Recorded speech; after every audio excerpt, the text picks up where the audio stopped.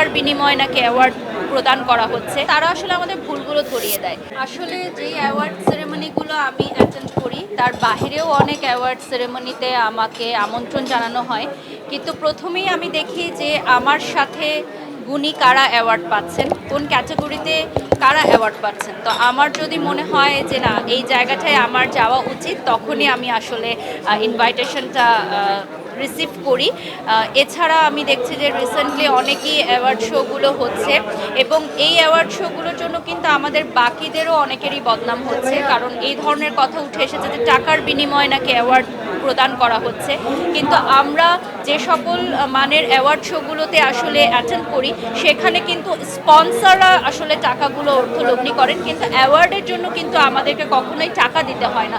তো এই মিথ্যা ও ভ্রান্ত ধারণাগুলোর অপপ্রচার হচ্ছে শুধুমাত্র গুটি কয়েক নিম্নমানের অ্যাওয়ার্ড শো এর জন্য। তো আমি ডেফিনেটলি বলবো যে অ্যাওয়ার্ড শোগুলো নামানোর আগে ডেফিনেটলি কিছু অনুমোদন প্রয়োজন। সেটা হচ্ছে আপনার সরকার কর্তৃপক্ষ থেকে বা ঊর্ধ্বতন কর্তৃপক্ষ থেকে আসা দরকার।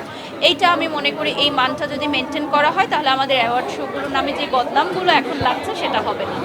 আমার যেহেতু প্রোডাকশন হাউস আছে, তো আমি হয়তো স্টাইলিং বা কোরিওগ্রাফি সেক্টরটায় যেতে চাই। আমি অলরেডি কিছু কাজ করেছি যেগুলো খুব ভালো সাড়া পেয়েছি।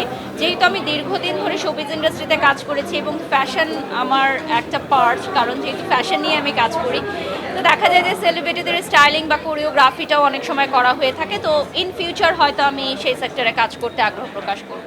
নেগেটিভ কমেন্টগুলো আমি অনেক গুরুত্ব সহকারেই আসলে মাথায় রাখি, কারণ তারা আসলে আমাদের ভুলগুলো ধরিয়ে দেয়। আর আমি এখনও শিখছি। আমি মনে করি যে আমি বাড়ির সকল ভুল করতে পারি, আজকে মানুষ মাত্রই ভুল। তো আমাদের ভুলগুলো শুধরে দেওয়াই হচ্ছে অডিয়েন্সদের কাজ। হয়তো অনেক সময় আমার কাছে আমার চোখে আমাকে পারফেক্ট মনে হতে পারে, বাট আরেকজনের মনে হতে পারে যে না, হয়তো আজকে বাড়ির সব রেড লিপস্টিক দিলে ভালো লাগতো।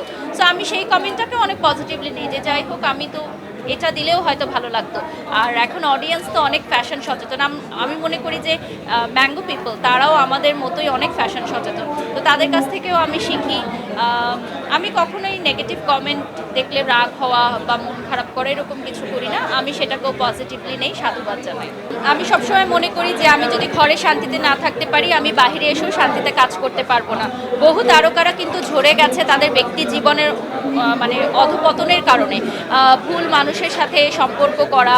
এবং আমি বিগত দিনেও দেখেছেন আপনারা যে অনেক সুপারস্টাররাও কিন্তু তাদের ক্যারিয়ারে মানে যে জায়গায় আসলে তারা থাকতে পারতো, কিন্তু তাদের ব্যক্তি পার্সোনাল লাইফের কারণে হয়তো তারা কাজের প্রতি ফোকাস করতে পারেনি।